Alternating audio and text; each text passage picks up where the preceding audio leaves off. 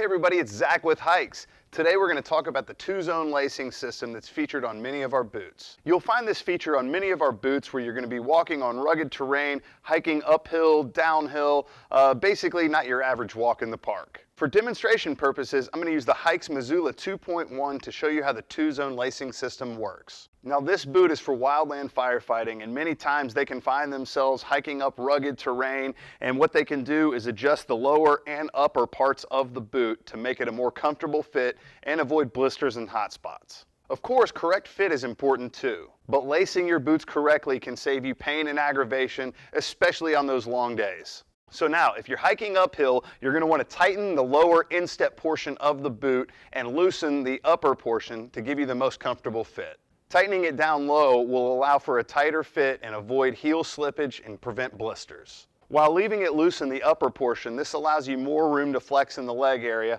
and takes pressure off your shins. Now if you happen to be walking downhill, you're going to want to tighten both the lower and the upper portions of the boot to secure your foot so you're not slipping around, banging against the end of the toe box or anything like that. Now we do get a lot of people asking how to work the lace lock mechanisms on either side of the boot. Now before putting your boots on, you'll want to make sure the lace lock is opened or unlocked. To do this, you can pop the lock open by simply looping your finger around the lace that feeds into the lock from below. Loop a finger from each hand around the lace on each side close to the lock itself. Then pull out and away in a quick motion. The lock should easily pop free.